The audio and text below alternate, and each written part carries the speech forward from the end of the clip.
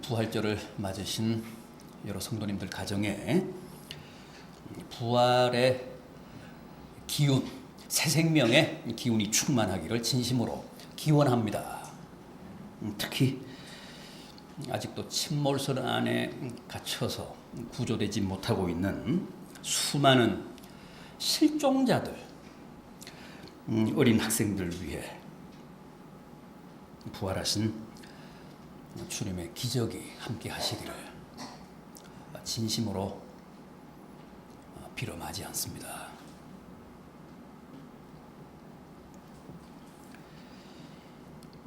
오늘 제가 본문을 발췌한 이 고린도전서 15장은 잘 아시는 대로 부활장입니다.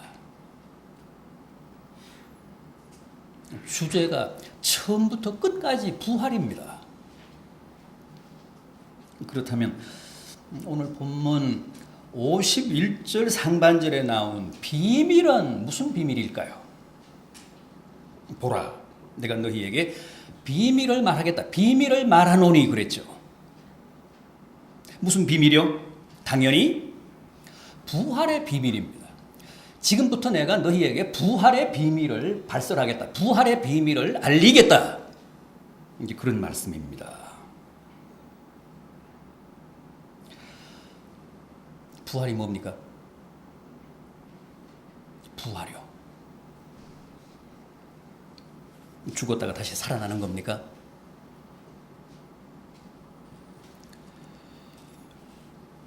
죽었다가 다시 살아난 사람은 주님 외에도 많습니다. 나인성 과부의 아들도 있고 회당장 야이로의 딸도 있고 죽었다가 무려 나흘 만에 무덤에서 다시 살아나온 나사로도 있습니다. 그렇다면 그 사람들도 다 부활한 겁니까?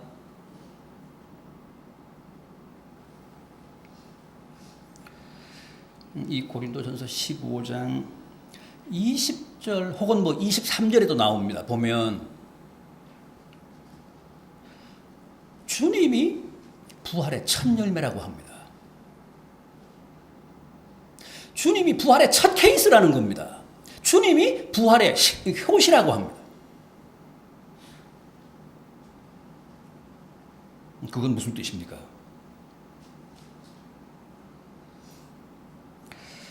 성경은 나인성 과부의 아들이나 야이로의 딸이나 나사로를 두고는 부활했다고 하지 않습니다. 그 사람들은 그냥 회생한 겁니다. 소생한 겁니다. 죽었다가 다시 살아난 겁니다. 그건 부활이 아닙니다. 그럼 뭡니까? 뭐가 부활입니까? 부활의 진정한 비밀 뭡니까? 본문 51절을 다시 보십시오. 보라, 내가 너희에게 비밀을 말하노니 우리가 다 잠잘 것이 아니요 마지막 나팔에 순식간에 홀연히 다 변화된다. 변화되리니. 여기서 마지막 나팔은 무슨 나팔이죠? 이 51절이 말씀하는 마지막 나팔. 세상 종말을 고하는, 세상 종말을 알리는 천사들의 나팔. 즉 주님의 재림을 알리는 나팔 소리입니다. 그런데 그 마지막 나팔 소리와 함께 어떻게 된다고요? 다 홀연히 순식간에 변화된다고 합니다.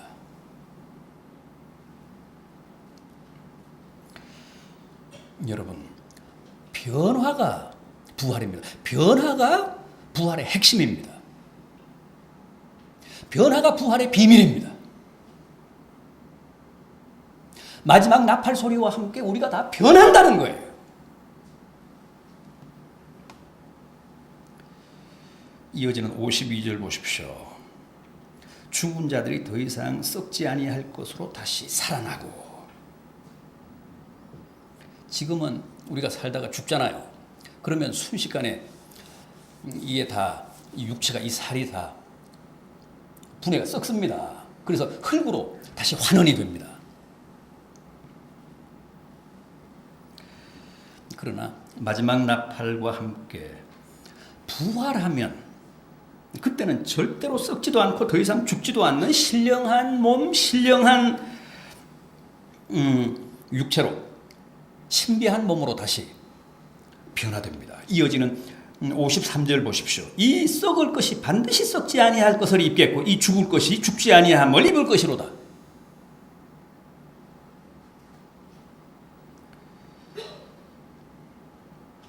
썩지도 않고 죽지도 않는 신비한 몸으로 신령한 몸으로 변화되는 사건이 바로 부활입니다.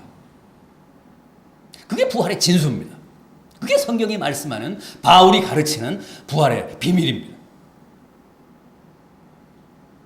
그런데 52절을 다시 보십시오. 52절 말씀. 죽은 자들이 썩지 아니할 것으로 다시 살아나고 우리도 변화되리라. 여기서 말씀하는 우리는 누굽니까? 우리. 주님이 재림하실 때, 이 세상 종말이 올 때 아직 죽지 않고 살아있는 자들. 그렇지 않습니까? 우리가 죽은 뒤에 이 세상 종말이 올 수도 있지만 우리가 살아있는 동안에 주님이 재림하실 수도 있잖아요.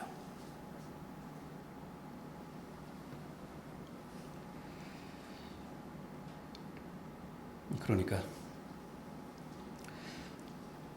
주님 재림 현재, 세상 종말 현재, 죽어 있는 자들은 죽은 상태에서 살아나면서 변화가 되고,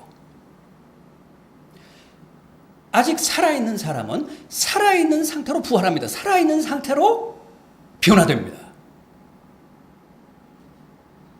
지금 이 몸은 완전하지 않으니까, 이 몸은 소모품이니까, 이 몸으로 영원히 살 수는 없으니까 살아있는 자들은 살아있는 상태에서 신령한 몸으로 변화됩니다. 죽은 자들만 부활하는 게 아닙니다. 살아있는 자들도 부활합니다. 주님이 오실 때, 세상 종말이 닥칠 때 아직 살아있는 사람들은 그 상태에서 부활체로 변화되는 겁니다. 그 말씀입니다. 그게 부활입니다. 그래서 나사로나 무슨 야이로의 딸이나 나인성 과부의 아들의 경우는 그건 부활이 아닙니다. 그들은 다 죽었다가 다시 살아나서 뭐 몇 세까지 더 살았는지는 모르겠습니다만 자기 수명을 다하고 다시 죽었잖아요. 부활한 사람들은 다시 죽지 않습니다. 부활체는 썩지도 않고 다시 죽지도 않습니다. 늙지도 않고 다시 죽지도 않습니다.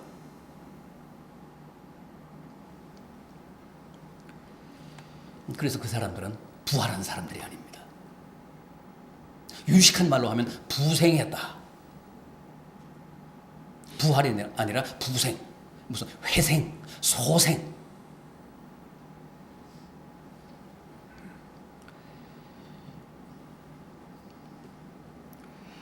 그래서 주님이 부활의 첫 케이스입니다. 주님이 유일한 부활의 모델입니다. 그야말로 부활의 첫 열매십니다. 부활의 효시입니다.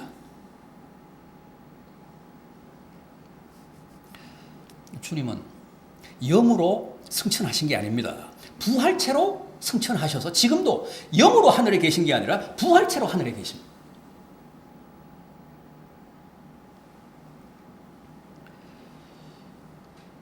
그렇다면 왜 부활은 변화가 그 핵심일까요? 왜 부활은 변화가 그 비밀일까요? 말씀드린 대로 부활 이후에는 우리가 더 이상 죽지도 않고 썩지도 않습니다. 영원히 삽니다. 그래서 이 몸으로는 한계가 있습니다. 이 몸으로는 영원히 살아갈 수가 없습니다. 이건 소모품이잖아요.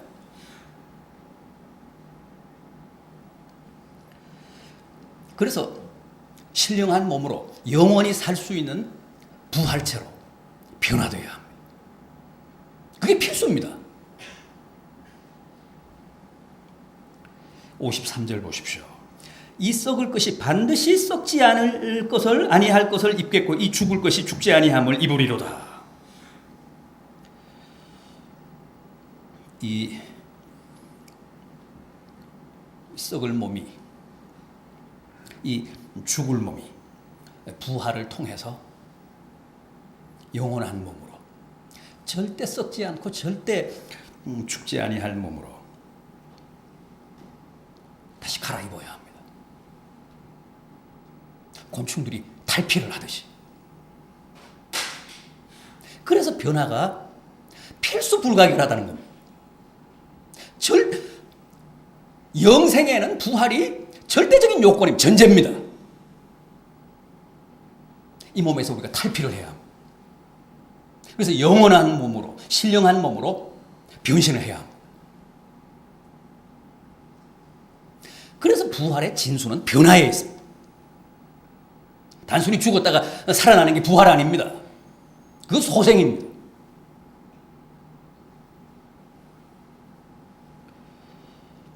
그렇다면 우리가 부활을 통해 새롭게 갈아입게 될 신령한 몸, 그 부활체란 과연 어떤 것일까요?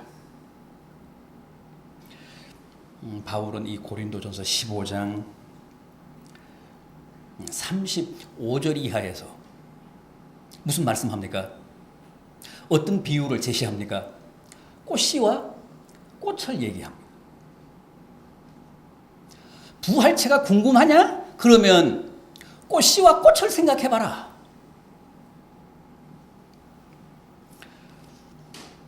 사실 꽃씨는 여러분 잘 아시는 대로 어떤 꽃이든 그 꽃씨는 볼품이 없습니다.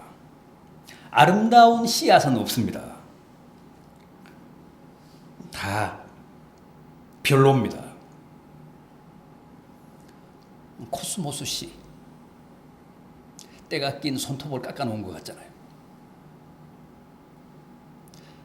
나팔꽃이 꼭 쥐똥처럼 생겼습니다. 보셨습니까? 봉숭아꽃이 꼭 들깨 같습니다. 하나도 잘생긴 게 없습니다. 그런데 그걸 심어서 꽃을 피워보십시오. 하늘하늘한 코스모스 얼마나 순결합니까? 얼마나 청초합니까? 나팔꽃이 쥐똥 같은 씨앗을 심어서 꽃을 피워보십시오. 얼마나 여리고 얼마나 순수합니까? 봉숭아꽃, 그 들깨 같은 꽃씨를 심어서 꽃을 한번 피워보십시오. 그렇게 소박하고 그렇게 색깔이 정겹고 여릴 수가 없습니다. 그 꽃씨하고 꽃을 한번 비교해 보시라고요. 비교가 됩니까? 그러나 유전자적으로는 그게 연속성이 있잖아요. 그런데 씨가 꽃이 되면 그렇게 변신합니다. 그렇게 볼품 없던 것이 그렇게 아름다운 꽃으로 새롭게 태어납니다. 부활도 그렇다는 거예요. 여러분, 배추벌레가 자라서 뭐가 됩니까? 그렇게 예쁜 노랑나비가 됩니다. 군뱅이가 변해서 뭐가 됩니까? 매미가 됩니다. 계란에서 노란 병아리가 나오잖아요. 그렇게 변신한다는 거예요. 그렇게 변화된다는 거예요. 그게 부활입니다. 42절 이하를 보십시오. 이 15장 42절 이하.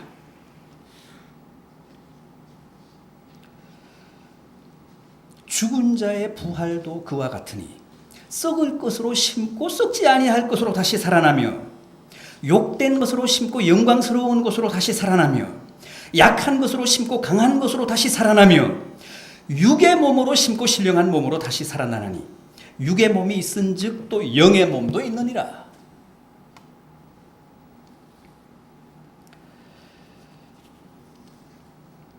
꽃씨처럼 볼품없는 우리의 육의 몸을 심어 꽃처럼 아름답고 신령한 몸으로 다시 피어나는 게 부활의 진수라고 합니다.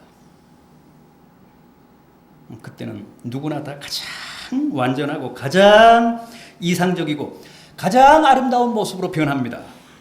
그때는 더 이상 장애인이 없습니다. 저처럼 키 작은 사람도 없습니다. 그때는 최소한 다 185 이상입니다. 그때는 다이어트도 할 필요 없습니다. 성형수술도 할 필요가 없습니다.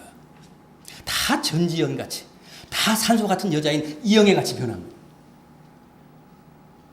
그리고 성형외과 의원들은 다 굶어 죽습니다.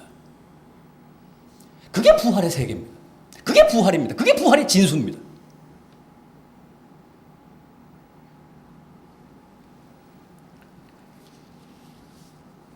전쟁터에 나가 팔다리를 잃어버린 사람도, 화장한 사람도 화장 두려워하실 거 없습니다.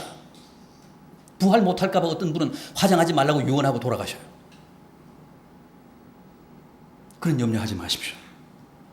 매장한 사람도, 골분을 산에 뿌리고 강에 뿌리고 바다에 뿌린 사람도, 무슨 수목장을 한 사람도 다 염려하실 거 없습니다.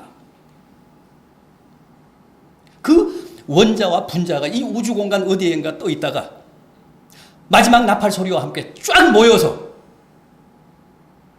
가장 신령하고 아름다운 모습으로 변화됩니다. 그게 부활입니다.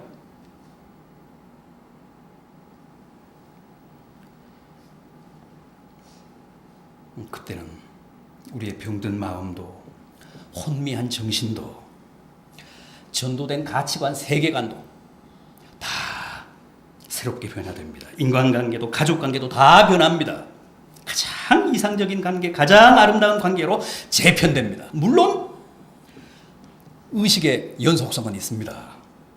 부활한 후에도 저 사람이 내 남편이었다, 저 사람이 내 아내였다, 제가 내 아들이고 내 딸이었다, 저분들이 내 부모였다는 건 다 압니다.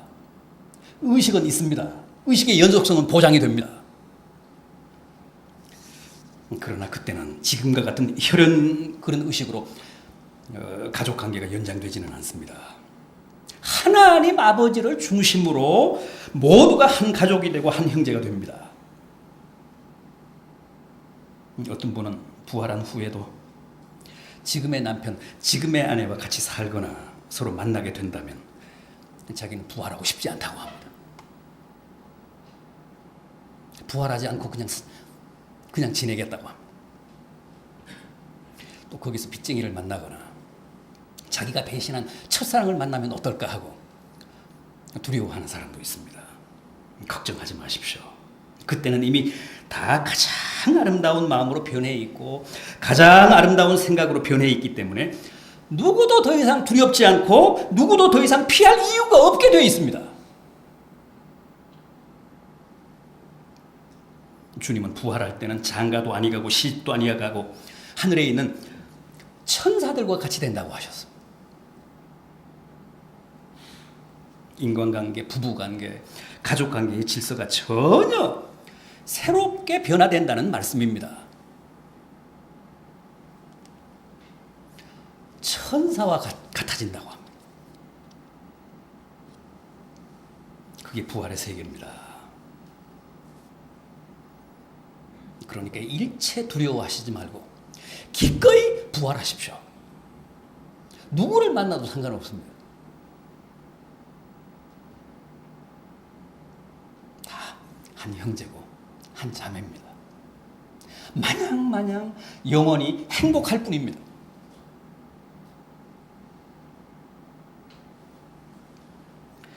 그런데 우리가 부활과 관련해서 또 하나 확인해야 할 비밀이 있습니다.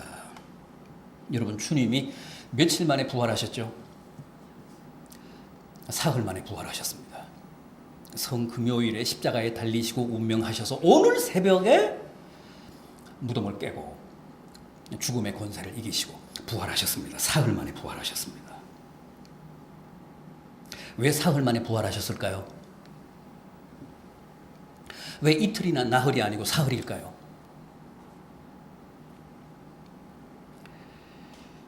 전 인류의 죄값을 다 치루시기 위해서는 더도 덜도 아닌 꼭 사흘이 필요하셨기 때문입니다. 사흘간 무덤에 계시고 지옥의 고통을 당하셔야 비로소 우리의 모든 죄값을 다 갚으실 수 있었기 때문에 그렇게 사흘 만에 부활하신 겁니다. 다시 말해서 이틀을 계시기에는 우리의 죄가 너무 중했고 나흘을 계시기에는 주님의 피값이 너무 값졌기 때문에 사흘 만에 부활하신 겁니다.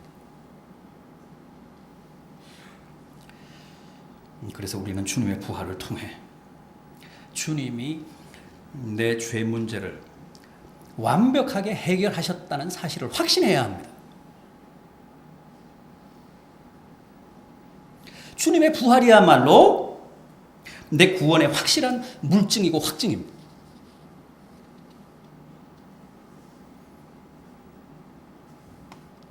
우리의 죄값보다도 주님의 피값, 주님의 몸값이 훨씬 더 비쌌기 때문에 사흘을 죽어주심으로써 우리를 다 속량하실 수 있었다는 사실을 주님의 부활을 통해 우리가 확신해야 한다는 겁니다.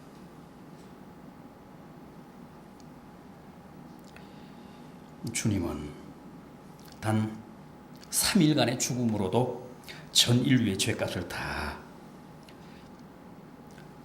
지불하실 수 있을 만큼 값진 분이셨습니다. 하나님의 독자시잖아요.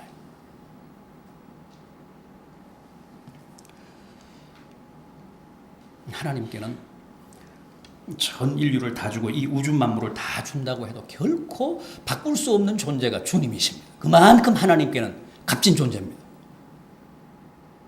그랬기 때문에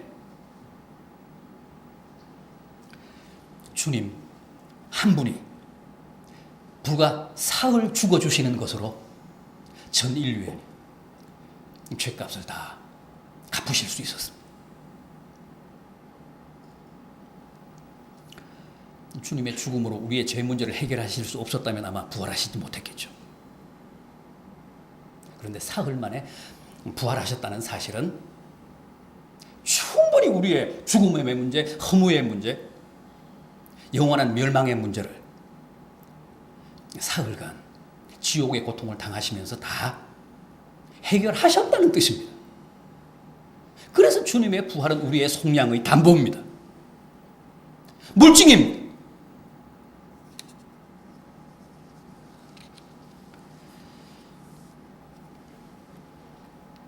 뿐만 아니라 주님의 부활은 바로 우리의 부활의 확실한 보증입니다. 담보입니다. 왜 그럴까요? 주님의 부활과 우리의 부활이 무슨 상관이 있습니까? 여러분, 주님이 부활의 첫 열매가 되셨다는 것은 이제 우리가 그 다음의 열매로 속속 부활한다는 뜻입니다.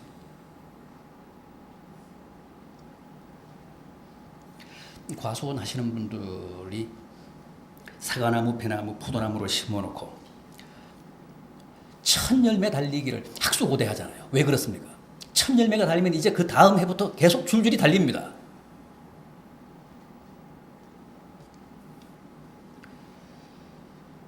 주님은 부활의 첫 열매가 되사 부활의 새 시대를 개막하셨습니다. 우리 앞에 부활의 길을 트셨습니다. 이제 마지막 나팔만 울리면 줄줄이 우리가 다 부활합니다. 주님이 부활의 첫 열매가 되셨기 때문에 그 다음 열매들로 우리가 다 부활합니다. 그래서 주님의 부활은 우리 부활의 담보입니다. 보증입니다.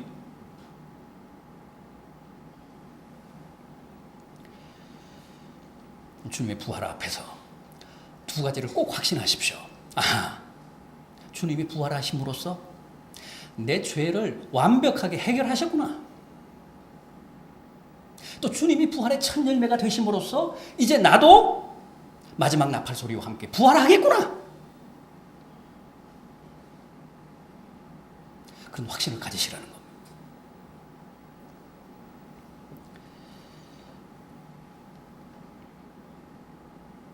오늘 부활절을 맞아 다시 한번 자신의 속량과 부활에 대한 깊은 확신을 가지시고 늘 주님의 재림을 대망하며 승리하시는 복된 성도들 되시기를 진심으로 기원합니다.